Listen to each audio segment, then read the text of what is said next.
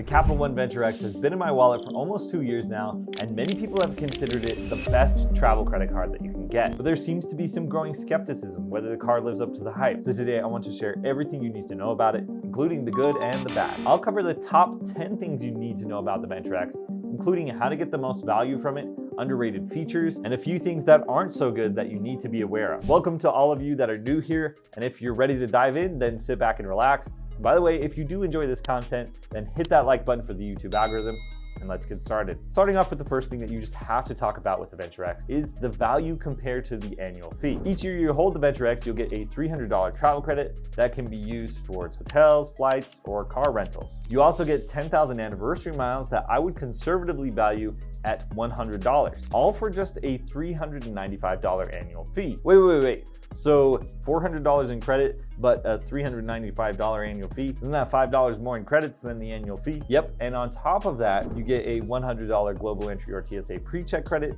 that will help you get through airport security lines faster. This isn't even close to all of the benefits that you get with this card, but the value that you can easily get from these credits compared to the annual fee is probably the #1 reason why this credit card is so popular. However, that's not the full picture with this card, and there is an important caveat with the $300 travel credit that you need to be aware of. Which brings us to the second thing you need to know about the Venture X, which is that the $300 travel credit needs to be used through the Capital One Travel Port on flights, hotels, or car rentals. Capital One Travel is a booking service similar to using Expedia, and in my experience, there are a few downsides to using the travel port. First is that you won't always find the best price for the travel that you're booking. Second is that earning or using loyalty benefits is harder or just not an option like with hotels, since you're not booking directly with the company you're traveling with. And third is that you have very little flexibility with changes or cancellations, and you're really at the mercy of the Capital One travel policy. However, with those caveats in mind,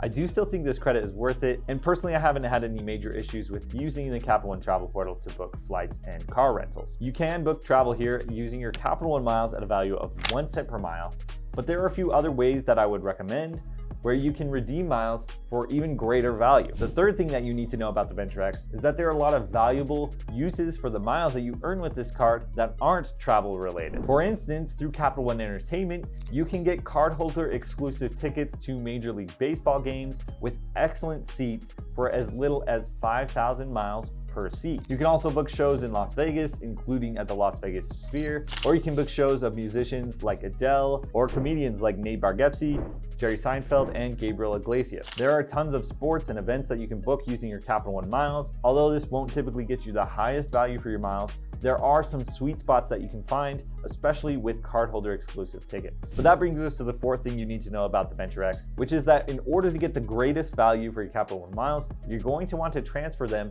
to hotel and airline travel partners. Capital One has a partnership with over 15 airlines and hotels. My one big complaint with this list of partners is that there are no major US airlines, and the hotel partners aren't the best options to transfer your miles to. However, this doesn't mean that you can't get a ton of value from some of these partners, and people typically value Capital One miles at 1.85 cents per mile when you transfer your points to these travel partners. For instance, you can book flights to Hawaii from airports across the US for as little as 10,000 miles one way by transferring your Capital One miles to Turkish Airlines and booking United Saver Award flights. These tickets typically go for at least several $100s, which means this is a great way to multiply the value of your Capital One miles. And through these travel partners, there are a lot of other ways to get greater value for Capital One miles. And let me know down in the comments if you want me to make a video on some of the sweet spots for redeeming Capital One miles. But in order to redeem your Capital One miles, first, you'll need to earn them. And that brings us to the fifth thing you'll need to know about the Capital One Venture X, which is the best way to earn Capital One miles with this card. The Venture X is a decent earner, and you can get 10x miles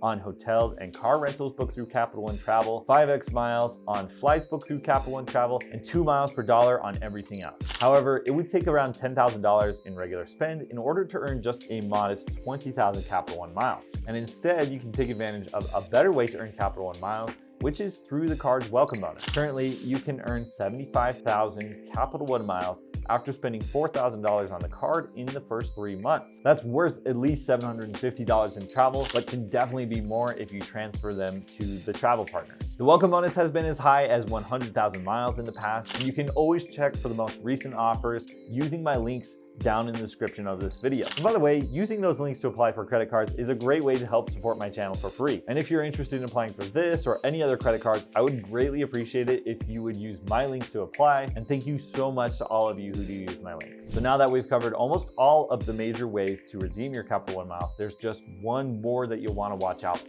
The sixth thing you'll need to know about the Venture X is that the cash back redemption options are not great. I already mentioned that you can redeem your Capital One miles through the travel portal at a value of 1 cent per mile. And although I wouldn't feel too bad doing that if you needed to, there are some other ways that you'll just want to completely avoid. The first way is redeeming miles for cashback. You can redeem Capital One miles at a value of 0.5 cents per mile towards cashback, and this is an awful valuation that you should absolutely avoid. Next is redeeming miles at Amazon and PayPal at a value of 0.8 cents per mile. It's not as bad as the first option, but it's still a pretty bad value for your miles, and I would avoid it. And last is redeeming miles for gift cards at a value of 1 cent per mile. And at first, that might not seem like such a bad option. However, it's not too hard to find gift cards at a discount or on the sale, or you can use cashback portals like Rakuten to effectively get a discount on gift cards. And since you have so much upside with your miles, like with transferring them to travel partners, I would try and avoid this option as much as possible. Okay, so there are some good and bad options for redeeming your Capital One miles,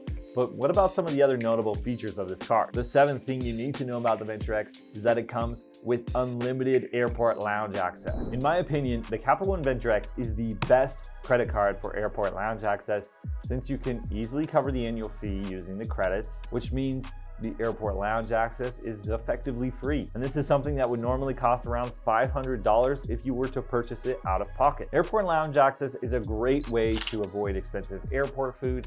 And if you've never tried it, you'll probably never want to go back once you do. For me, it changes the airport experience into something that's pretty annoying into something that's relaxing and actually enjoyable. And they usually provide things like better Wi-Fi, a nice place to sit and relax or work, and some lounges even have showers that you can use. You also get snacks and free meals throughout the day, and it's a very practical benefit when you're traveling. The Venture X gets you into priority pass lounges an unlimited number of times, including 2 guests, and this is something that would normally cost $469 from the priority pass website. It also gets you into Capital One lounges, which are very nice but rather limited, as well as Plaza Premium lounges, which are mostly located in airports outside the US. The value that you get from the lounge access in this card is pretty amazing, but believe it or not, it gets even better. And let's look at the 8th thing that you need to know about the Venture X, because this is where the card gets pretty overpowered. And that is that you can add authorized users to this card for free, and they will receive unlimited airport lounge access